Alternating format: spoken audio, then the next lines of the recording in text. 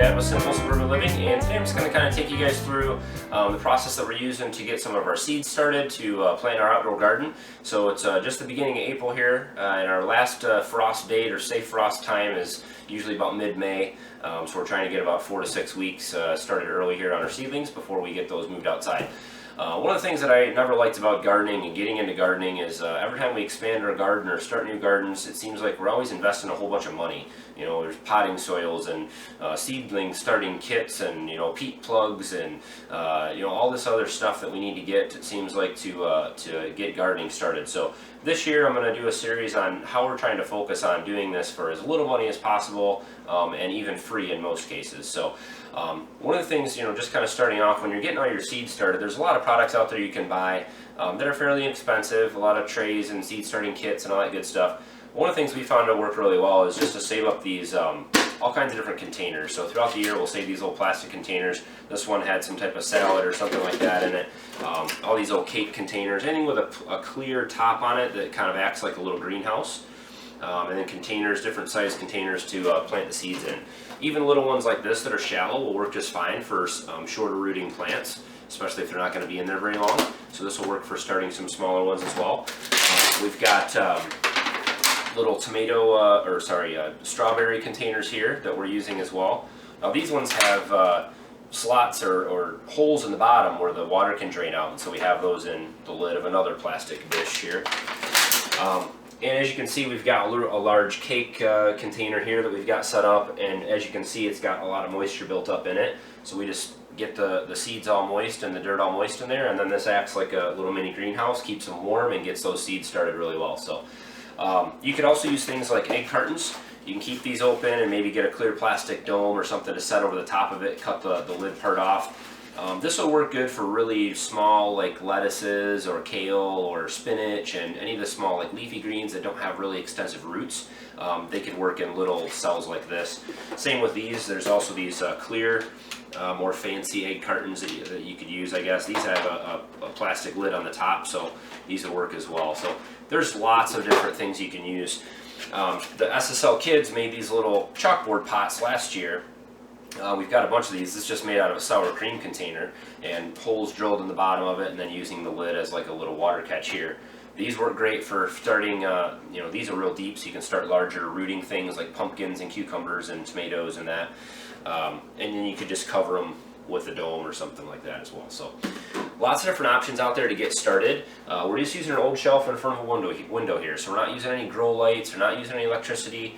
Just trying to stay as simple as possible. This window doesn't even get that much sunlight. It probably only gets like 4 hours of sunlight a day, but it's in a warm location, and the seeds seem to be sprouting there just fine. So I'll take you in and kind of show you what I'm doing for the seed starting dirt, and then we'll just show you kind of how well it's working so far.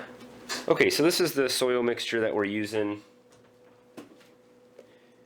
and basically what I do every year is we just, at the end of the year, when our compost is all finished up outside, you know, throughout the summer we're throwing stuff in it and keeping it turned and all that kind of good stuff, and by the end of the year we've got a really nice fine base of compost. So this is mostly compost. There's also, I grabbed a few shovelfuls of the square foot garden mix that we made last year, which is got some more compost and manures in it, and some peat moss, some sphagnum peat, which is nice to keep the soil really loose. So this is just kind of a random mixture.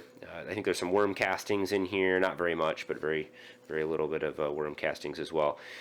There's also a lot of larger sticks and stuff like that I'm trying to kind of pull out as I go through the mix here, because we don't want any of those larger pieces of mulch that I threw in there last year and other things like leaves.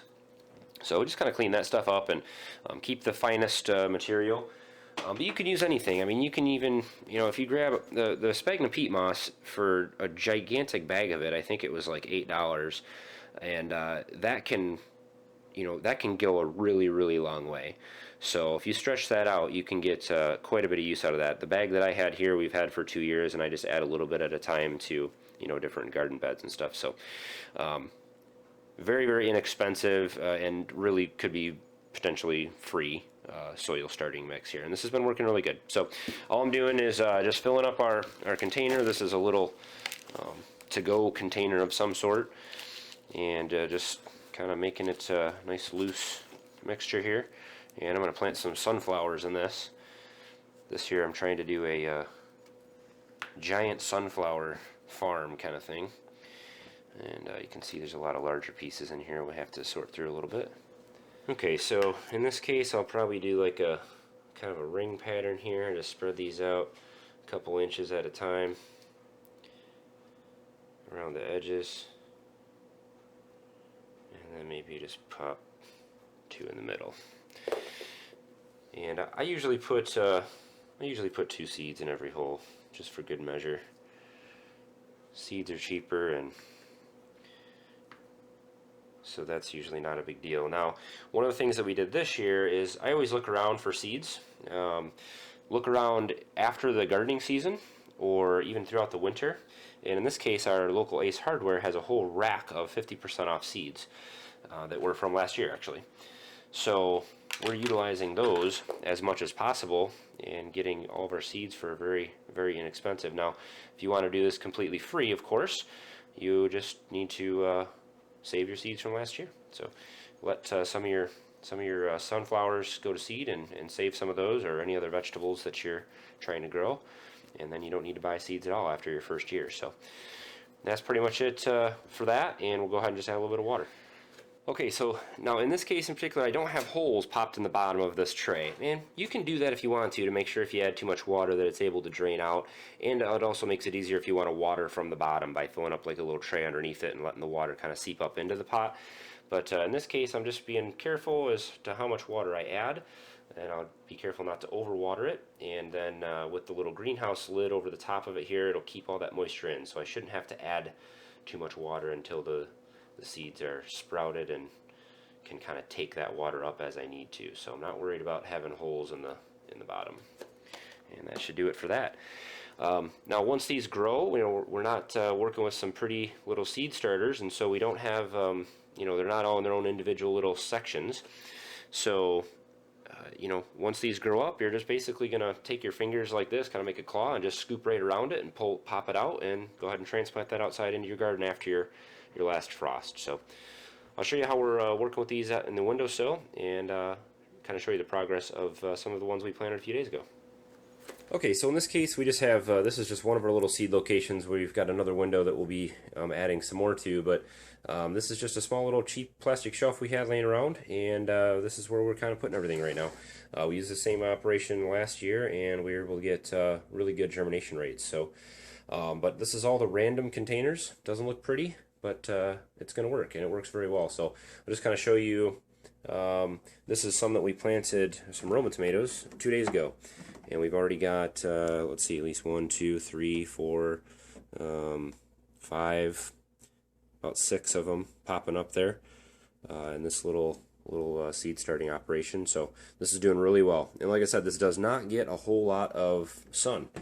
It only gets sun for a few hours a day, and it's still working really well. So I'm going to keep, we'll keep doing this. Now, once these sprout up and they're growing pretty well, if there's any gaps, I'll go back and poke another hole and try to plant again and make sure we get a full tray of seedlings. And once we have a full tray of seedlings, we'll kind of set this one aside and take the top off, because you don't want to have them in the greenhouse once they all sprout. So that's pretty much all we're doing here.